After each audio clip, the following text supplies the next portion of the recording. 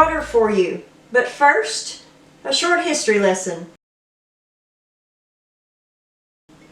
Did you know that butter was quite possibly discovered by accident? They say that ancient nomadic people put milk into animal skin sacks when traveling long distances. During the journey, the constant jostling churned the milk into butter. Later on, butter's popularity rose during the Middle Ages when it became commonly used in Northern Europe. The upper class actually considered butter to be peasant food. And did you know that the Rouen Cathedral in France is nicknamed the Butter Tower? That's because consuming butter during Lent was prohibited, and a lot of people chose to pay the fee imposed by the Catholic Church that allowed them to eat butter.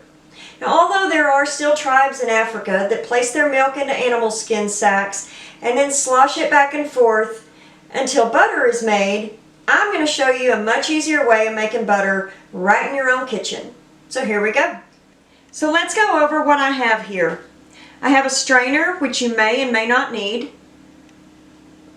I have a butter press, but you don't have to have one. I have 2 cups of whipping cream, and I have a pitcher of ice water. Okay, so here we go. All we are going to do is pour our whipping cream into our mixer, and I have the whisk attachment already attached, and we are simply going to pour it in and turn it on.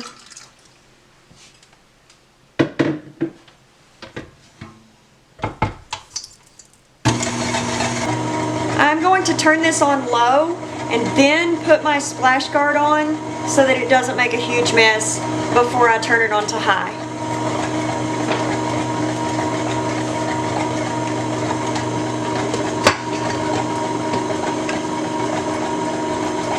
You also want to have a towel handy because it will even still shoot out this.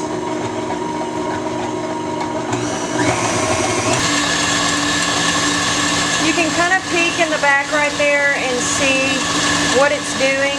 You'll see it start to thicken up as it goes along.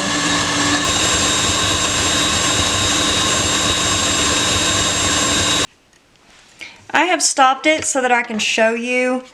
Right now we are at the perfect whipped cream stage. Here I'm just stopping it so that I can scrape down the sides so that I make sure I get everything down in there real well. And you can see that it's starting to thicken up even more and more. And then we'll just turn it back on and do the same thing.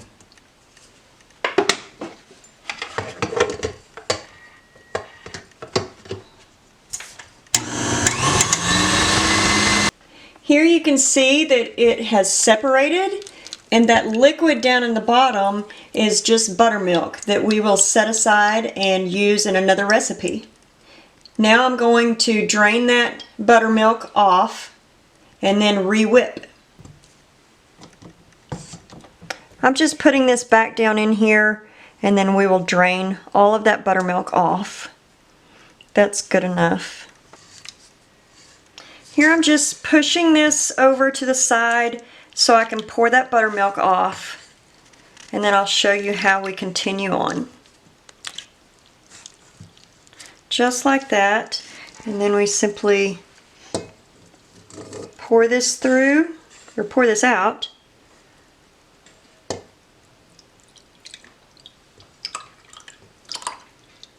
Here we have the buttermilk that we just poured off.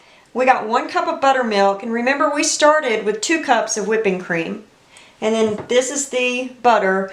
I'm going to go ahead and continue whipping this and see if I can get any more buttermilk off, and then we will rinse it and repeat.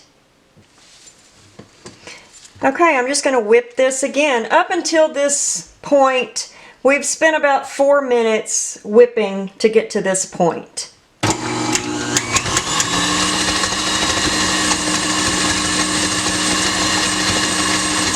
Here you can see that I just continued to whip it, and I didn't get much liquid coming out of it, so I'm going to go ahead and rinse it, because you want to rinse it in ice water to get all of the water and moisture out that you can. So that's what we will do next. Okay guys, I'm just going to pour in my ice water, and I'm going to pour in about a cup. I am using a pitcher that will strain my ice cubes so that I don't have to worry about it. Sometimes I use a strainer if I don't have a pitcher with a lid and strainer on it. And this doesn't have to be exact measurements, just kind of guess at it really. Okay, so I'm just going to put this back in and whip it again.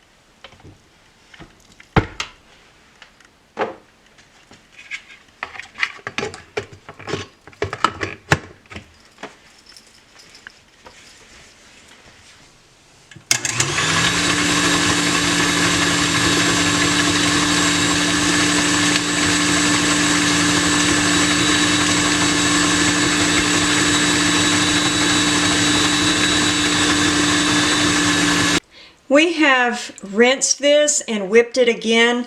Our goal is to get that water in the bottom right here to be as clear as possible. So we will drain this water and repeat this process.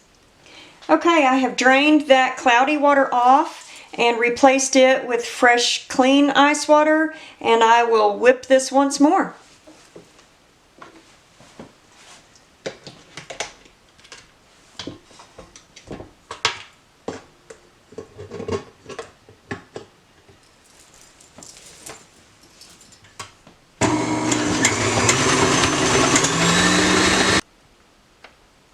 We have rinsed this again, and we're still a little bit cloudy, so I will repeat that process once more.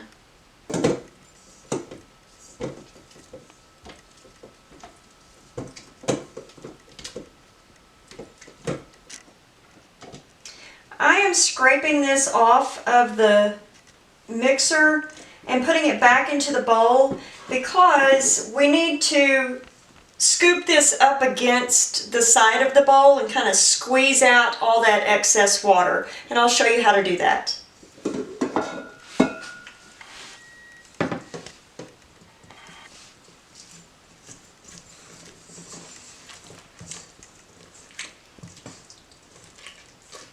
This is all there is to it.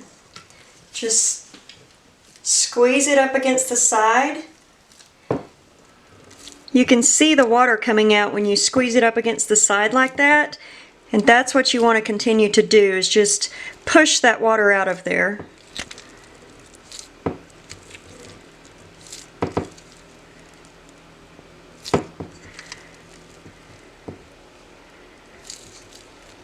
I'm just going to pour roughly a cup of water in and re-rinse this one more time, and that should do it.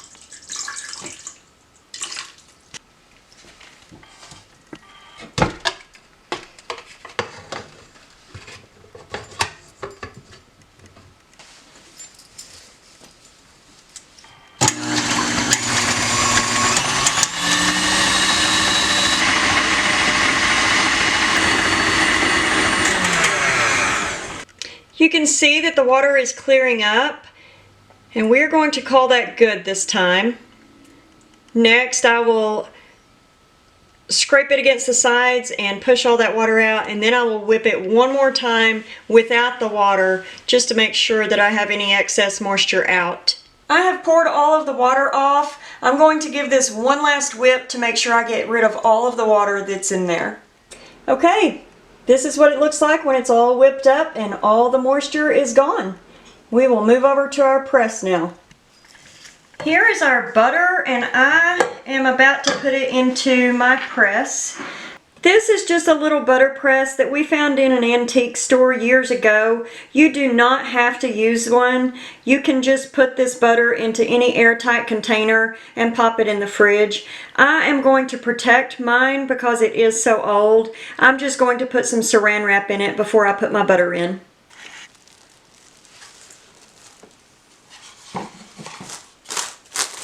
This is a little difficult to work with, but I hope it will be worthwhile.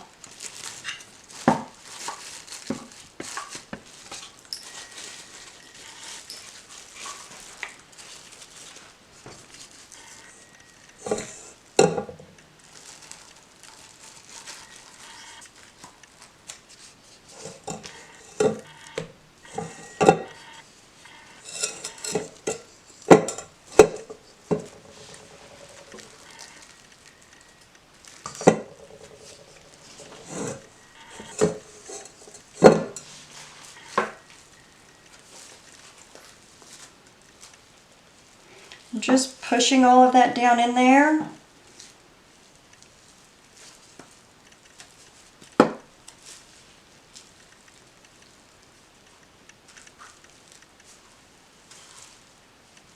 Again, you do not have to use one of these. You can just use an airtight container.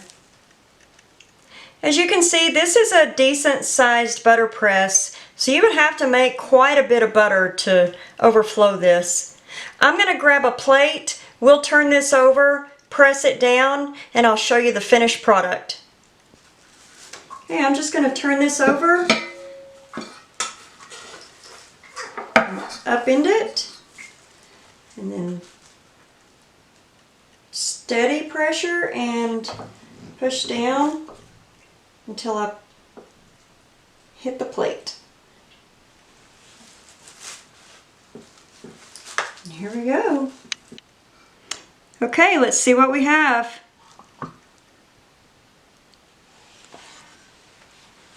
We have butter. You do want to put this in the refrigerator. You want to store it in the refrigerator, but it will continue to harden up. Right now it's very soft and creamy. I'm going to take the plastic off.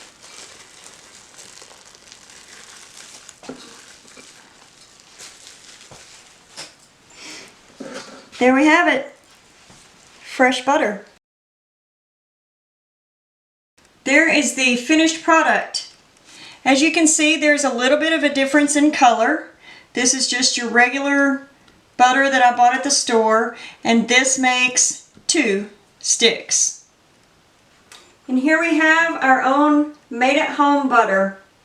I enjoy this because growing up, my parents had a big butter churn that never was used, but I was always fascinated with it, so I enjoy this.